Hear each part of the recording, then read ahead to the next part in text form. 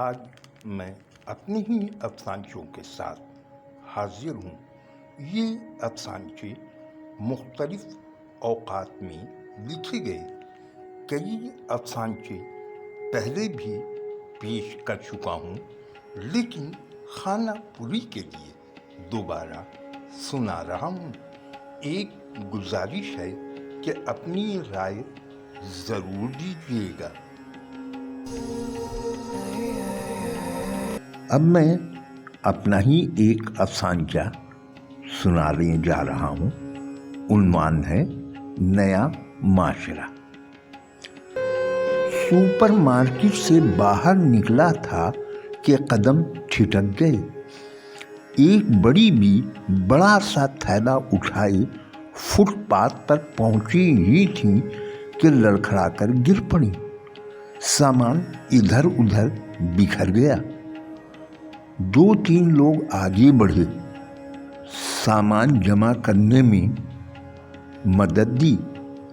کئی ایک آوازیں جن میں کوفت چھپی تھی ابھری۔ اماں، کیا ضرورت ہے اتنا وزن اٹھانے کی؟ ایک وقت میں اتنا ہی سامان اٹھانا چاہیے جو بآسانی اٹھ جائے۔ بڑی بی نے سر اٹھا کر دھندلی نظروں سے بولنے والے کو دیکھا اور کہا، بیٹا، ضرورت ہے۔ گھر میں کوئی اور ہوتا تو شاید نہ اٹھاتی۔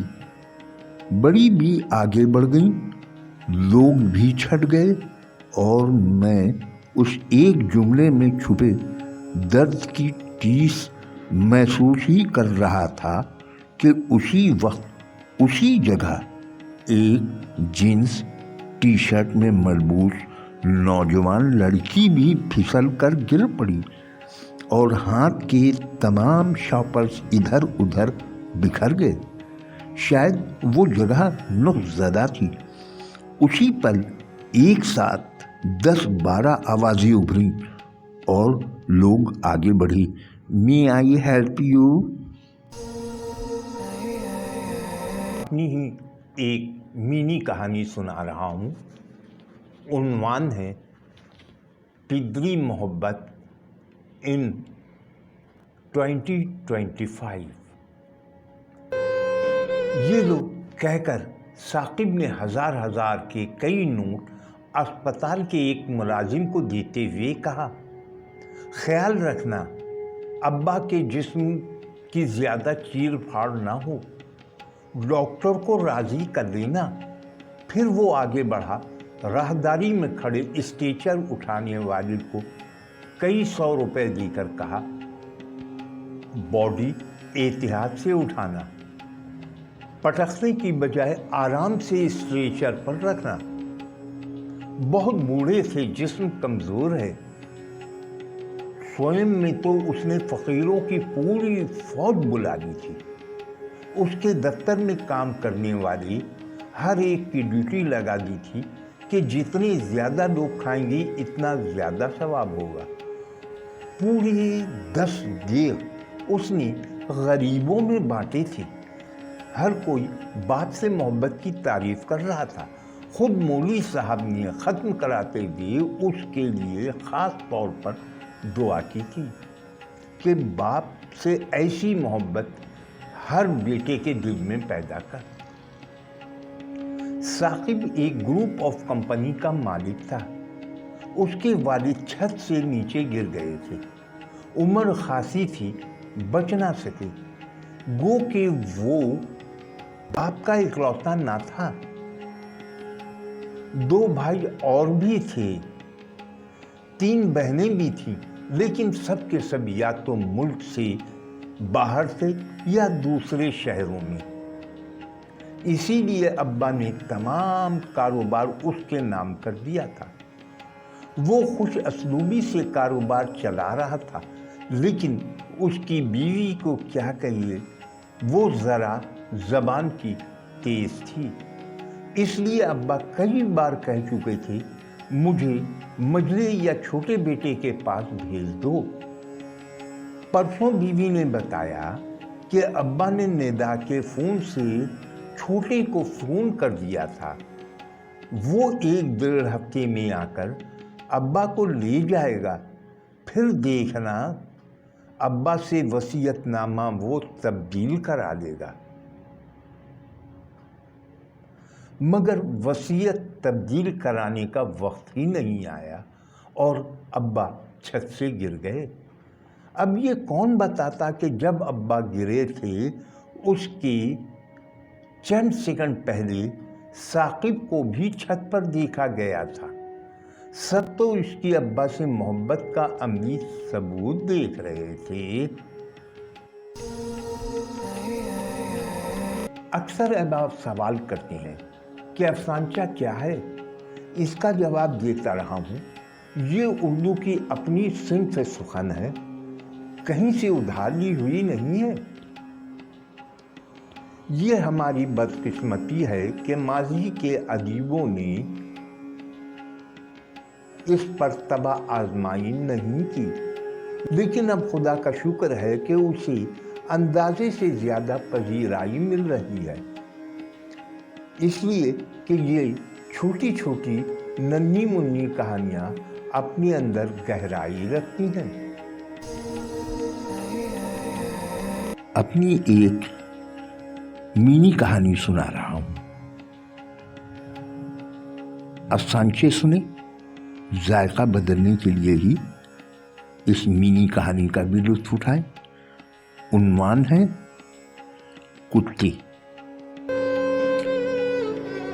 وہ گاؤں شہر سے کافی دور تھا، اس لیے شہر کی سہولت سے بھی دور تھا، لیکن شہر کی برائی یہاں تک بآسانی پہنچ جاتی تھی۔ ایک برائی تو بڑی تیزی سے پھیلی تھی اور وہ تھی نفرت۔ شہر میں یہ کوئی برائی نہیں تھی، وہاں تو نفرت کی ہزارہ قسمیں تھیں۔ زبان کی بنیاد پر نفرت، صوبے اور علاقے کے نام پر نفرت، مذہب اور فرقے کے نام پر نفرت، یعنی کہ نفرت در نفرت کی کہانی تھی جس کا سرا نہیں ملتا تھا۔ لیکن یہ گاؤں اس بیماری سے کوسوں دور تھا۔ پھر پتہ نہیں کہاں سے ایک شخص آیا، روم کے بانسری بجانے والے کی طرح اس نے بانسری بجائی اور نفرت کا ناگ پھن پھیلائے کھڑا ہو گیا، اور پھر اس ناگ نے زہر پھونکا تو ہر سو باد سموم بہنے لگی۔ بات صرف اتنی تھی کہ قاسم کے گھر میں اجتماع ہو رہا تھا، ورد ہو رہا تھا، اور آواز عثمان کے گھر تک جا رہی تھی۔ اس نے اپنے بھائیوں کو آواز دی، اوے سن، یہ قاسمہ کے یہاں کیسا شرک ہو رہا ہے، جا بند کرا، ہم سو بھی نہیں سکتے۔ بات سونے کی نہیں، جاگنے کی تھی، نفرت کی نیند سے جاگنے کی، اور نفرت نے جھکولا دے ہی دیا۔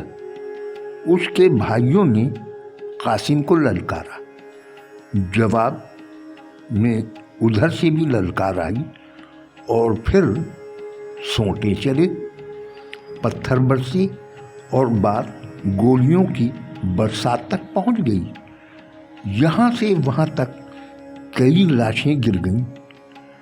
گاؤں میں اندھیرا پھیل گیا، خوف سے تمام گھروں کے دروازے بند ہو گئے، اور گدھ یہاں وہاں بڑی ضیافت پر ٹوٹ پڑے۔ رات اندھیری تھی، شہر سے پولیس والے آ نہیں پائے تھے، اس لیے گدھ آزادی سے مزہ اڑا رہے تھے کہ نر گدھ نے پہلے ایک پر چونچ ماری، پھر دوسری پر، پھر تیسری پر۔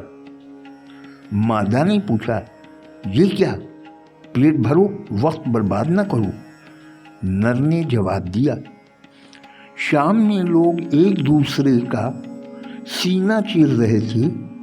उनमें कौन किस ग्रोह का है वो चक्कर देख रहा था, मगर मुझे तो सबका गोश्त एक जैसा लग रहा है। नन्हा बच्चा गिद्ध बोला, मगर मुझे तो कुत्ते के गोश्त का मजा आ रहा है। मादा ने बच्चे को देखा और कहा, पहली बार इंसानी गोश्त का जायका चखा है, इसलिए ये मजा पहचान नहीं पाया। नरगिद्ध ने फलसफा बघारा, शाम में ये सब कुत्ते की तरह लड़ रहे थे, इसीलिए उनके गोश्त का जायका ऐसा हो गया है। अपना ही एक अफसाना सुनाता हूँ। उन्वान है भरोसा। मैंने एयरपोर्ट से टैक्सी ली थी। काफी अरसे बाद वतन वापसी हुई थी। खिड़की से बाहर देखकर वतन की हवा को अंदर खींच रहा था कि अंदर जाती हवा रुक गई। मैंने घबराकर ड्राइवर से कहा, टैक्सी रुको, उसे मेडिकल एड की जरूरत है। वो देखो, गोली मारने वाले किस तरह बाइक भगाए जा रहे हैं और लोग उसे भागने का रास्ता दे रहे हैं। लाला, तुम नया आया है इसलिए ऐसा बोला। हम ऐसा बहुत देखा। हम भी जब नया नया आया था 2 बार ऐसा करने वाले को ललकारा। हमारा खून में गर्मी है, हम पहाड़ का बेटा है, गोली मोड़ी से हम नहीं डरता। वो 2 बार ललकार काम कर गया। खंजीर का औलाद पकड़ा गया। तीसरी बार जिसको पकड़ा उसको वर्दी में आया एक बंदा गया और हमको बाद में आने वाला पार्टी ने बोल मारा। अब हम देखती है तो कुछ नहीं बोलती। तुम भी चुप रहो, मुश्किल में पड़ जाएगी। उसने इतना कहा और स्पीड बढ़ा दी। लाला, ये बताओ 2 बार किसके सहारे तुमने ललकारा था? अल्लाह ताला के भरोसा पर। इसीलिए तुम्हारा कुछ नहीं बिगड़ा। जब तक अल्लाह पर भरोसा रहता है कुछ नहीं होता। जब लोग अल्लाह पर भरोसा खो देते हैं तो ऐसा होता है कि चंद हजार 2 करोड़ पर भारी पड़ने लगते हैं। अफसाने की आबियारी के लिए मैं और मेरे अहबाब पूरी तरह से मसरूफ़ हैं। अपने तई हर एक अपने हिस्से का काम कर रहा है। आप भी अपने हिस्से का काम करें। सिर्फ आपको इतना करना है कि ये सामने सब्सक्राइब का जो लाल बटन दिखाई दे रहा है इसे दबाना है और फिर बराबर में जो घंटी का बटन है उस पर भी क्लिक कर दें और साथ में ऑल पर क्लिक करना ना भूलें। आपको सिर्फ 3 बार क्लिक करना है और ये 3 क्लिक हमारे हाथ को मजबूत करें, अफसाना निगारी को मज़ीद आगे ले जाने में साथ देगी। उम्मीद है आप सब्सक्राइब कर चुके होंगे और अब अपने दोस्तों को भी राग़िब करें कि वो भी सब्सक्राइब करें। जितने ज़्यादा सब्सक्राइबर होंगे उतने ही दूर तक अफसाना पहुंचेगा। क्यों कि जब अफसाना लोड होता है उसकी खबर फौरन आप तक पहुंच जाती है।